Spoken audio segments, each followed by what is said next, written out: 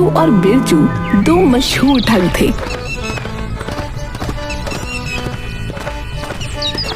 हालांकि दोनों थे बहुत बेवकूफ,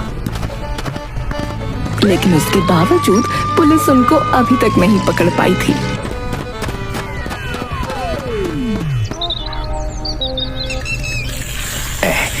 चल बिरजू, वो सामने वाले घर में चलते हैं। उम्मीद है वहाँ अच्छा माल मिलेगा। बाल मिलेगा? बाल का तू क्या करेगा? बाल नहीं, माल माल, पैसा पैसा। ऐसा ऐसा कैसा? अरे ऐसा वैसा मत कर, चल मेरे साथ। हम यहाँ सफाई वाले बन के जाएंगे और बड़ा हाथ मारेंगे। हैं वो दोनों सामने के घर में पहुँचते हैं जहाँ एक आदमी और एक औरत थे। हम सफाई वाले हैं, आपके घर में सफाई कर दें? नहीं भैया, माफ करो। हाँ तो बताइए पहले क्या साफ करें? बेडरूम से शुरू करें? भैया मैंने कहा माफ करो, साफ करो नहीं। अरे करवा लीजिए ना, बहुत कम पैसों में कर देंगे। अच्छा कर दो। वो दोनों घर की सफाई करना शुरू करते हैं, पर उसी बहाने वो उनका सारा कीमती सामान जैसे गहने और पैसा एक कूड़ेदान में भर लेते हैं और बाहर ले जाने लगते हैं। एक कूड़े का डब्बा फेंकने तुम दोनों क्यों जा रहे हो भाई? कौन सा कूड़ा? ये जो तुम्हारे हाथ में। ये कूड़ा थोड़ी है, ये तो तुम्हारा। मेरा क्या? भाग खिरजू। अरे उन्हें पकड़ो, वो हमारा पैसा लेकर भाग रहे हैं। अरे आलसी औरत है, तेरे पैर नहीं है क्या? है तू क्यों नहीं भाग रही है? वो दोनों खिरजू और बिरजू को पकड़ने की कोशिश करते हैं, लेकिन वो दोनों ठग भाग निकलते हैं। बिरजू भले ही बहरा था और खिरजू भले ही बेवकूफ था, लेकिन बच निकलने में दोनों माहिर थे।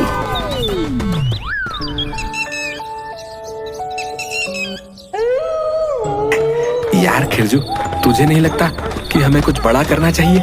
ये चिल्लर के लिए हम क्यों ठगी कर रहे हैं? एक बच्चा गोद ले ले, है उसे बड़ा कर लेंगे। अरे तू पागल है क्या?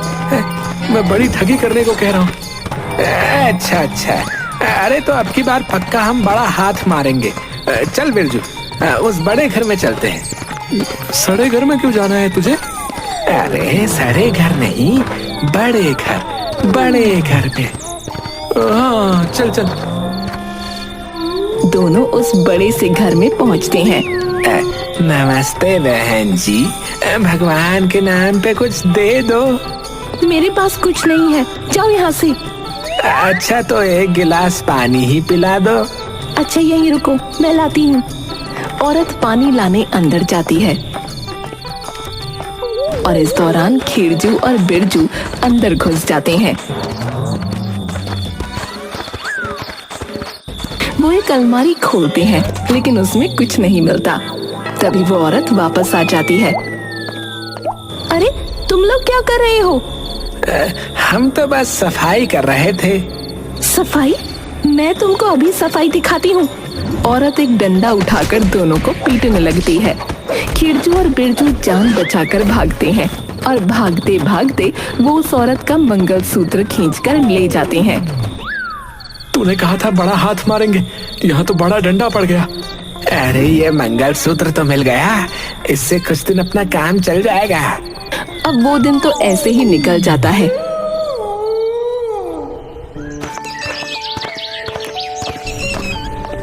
दोनों ठग एक और घर से ठगी करके निकल रहे थे। तूने मुझे जबरदस्ती इस ठगी के धंधे में रोक रखा है। इतनी मेहनत करके मिलता क्या है? ये लोटा, ये 200 रुपए, ये सोने का पानी चढ़ी हुई पीतल की चेन।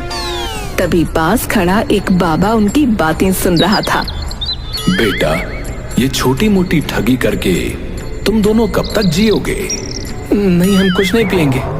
अरे बिरजू, बाबा कह रहे हैं कि हम ये छोटी मोटी ठगी करके कब तक जिएंगे। ओफो बाबा, हमें ज्ञान न दो, हम पहले ही बहुत परेशान हैं। अरे मैं तुमको रोक नहीं रहा, मैं तो तुम्हारी मदद कर रहा हूँ। दूर एक हवेली में एक अंधा बूढ़ा आदमी रहता है। वहां तुमको बहुत सारा सामान मिल सकता है। वहां जाओ। अंधा? तो वो बेचारा हमें देखेगा कैसे? अरे यही तो फायदा है खिरजू, जल्दी चल। बाबा को धन्यवाद कहकर दोनों उस हवेली की तरफ चल दिए। इस बार तो हम सच में अमीर बन जाएंगे। नहीं खिरजू, तू गलत कह रहा है। इस बार हम अमीर बनेंगे। हाँ बिरजू, मैंने यही कहा कि हम अमीर बन जाएंगे। नहीं, मैं कबीर नहीं बनूंगा, मैं बिरजू ही रहूंगा। खिरजू बिरजू को घसीटते हुए आगे बढ़ता है। कई मुश्किलों के बाद वो दोनों हांफते हांफते हवेली पहुंचते हैं। देख खिरजू, आखिरकार हम हवेली पहुंच गए। हाँ दिख रहा है, अंधा नहीं हूँ मैं। अरे खुश होकर बोल मेरे दोस्त, चिल्ला कर बोल। पहुंच गए। दोनों खुशी में इतनी तेज चिल्लाते हैं कि अंधा बूढ़ा डर जाता है। कौन है? कौन चिल्ला रहा है? अरे बाबा, हम आपकी सुरक्षा के लिए आए हैं, सरकार ने भेजा है। नहीं, ये शायद भूल गया है, हमें सरकार ने भेजा है। अच्छा, तुम लोग मेरी सुरक्षा करोगे? हाँ बिल्कुल बाबा।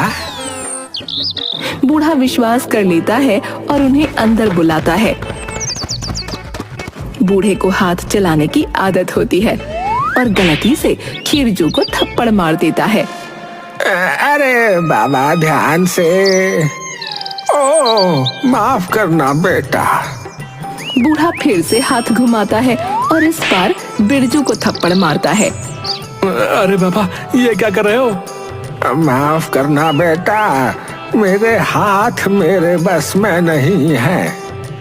बाबा आप आराम करो, हम सब संभाल लेंगे। हाँ बाबा, आप अब निश्चिंत रहो। ए बिरजू, चल धीरे धीरे सब सामान बाहर निकाल लेते हैं। कहाँ डाल लेते हैं? अरे डाल लेते हैं नहीं, बाहर निकाल लेते हैं। तू मुझे चीखने पर मजबूर मत कर, वरना वो बुढ़ा सुन लेगा रे। बूढ़े के थप्पड़ों के बीच खिरजू और बिरजू चुपके चुपके हवेली का सारा सामान बाहर निकालने लगते हैं। फिर दोनों गहने और पैसे उठाने लगते हैं।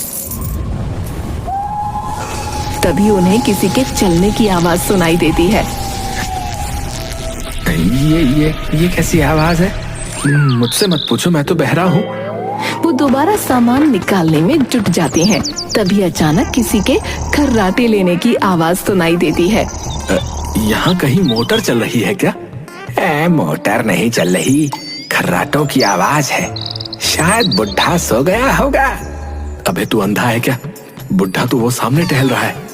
लगता है यहाँ कुछ गड़बड़ है। चल जल्दी सारा सामान बाहर निकाल। दोनों धीरे धीरे सारा सामान बाहर निकाल लेते हैं। तभी अचानक बूढ़ा उनके सामने आ जाता है। बाबा, आप यहाँ कैसे? मेरा घर है, मैं कहीं भी हो सकता हूँ। तुम लोग क्या कर रहे हो? सारा सामान बाहर क्यों है?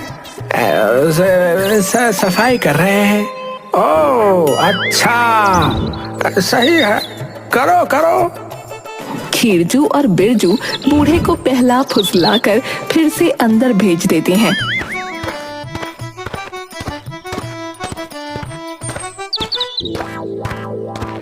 लेकिन अचानक उन्हें छत पर कुछ दिखता है। खिरजू, छत पर देखो। अरे ये बुढ़ा फिर से वहाँ कैसे पहुँच गया?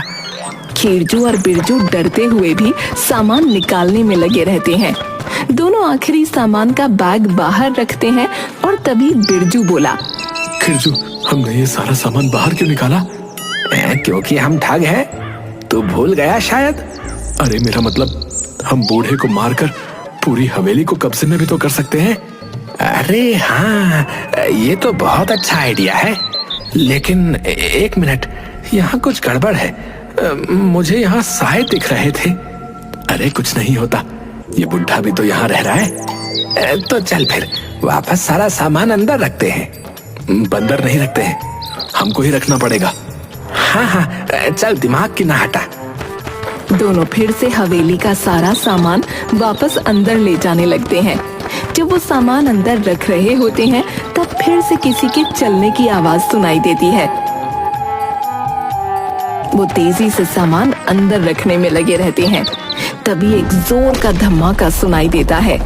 खिरजू, ये क्या था? पता नहीं, शायद बुढ़ा गिर गया होगा। वो दोनों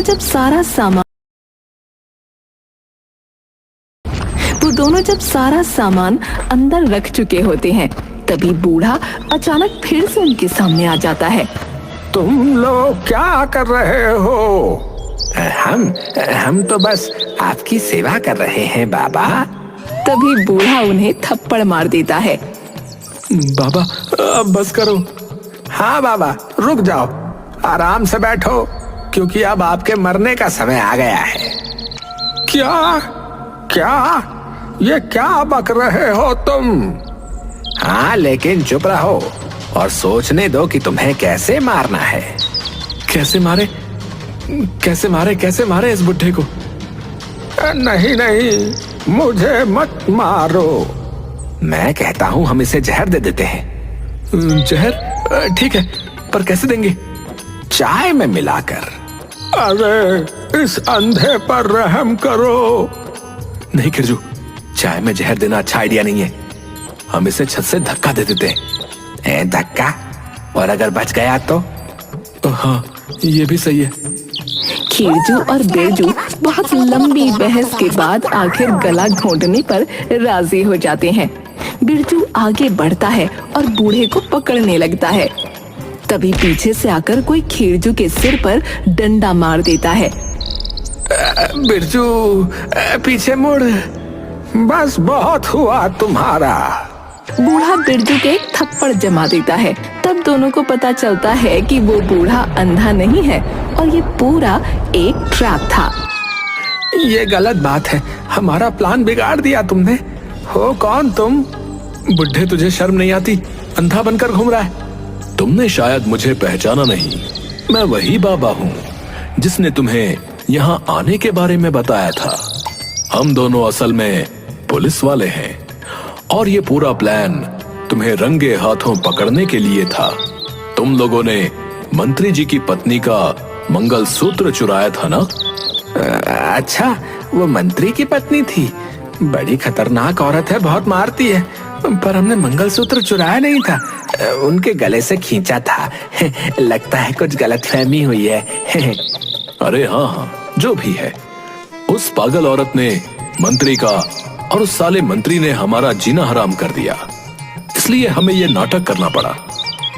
बढ़िया नाटक करते हो, फिल्मों में चले जाओ। अरे चुप कर रहे बेवकूफ, बड़ी मुश्किल से हाथ आए हो। चलो पुलिस स्टेशन। बेवकूफ हम हैं या तुम कि आज तक पकड़ ही नहीं पाए थे? अरे तुम लोग क्या बोल रहे हो? मेरी कुछ समझ में नहीं आ रहा। मुझे पुलिस स्टेशन ले चलो और मेरे कानों में मशीन लगवा दो।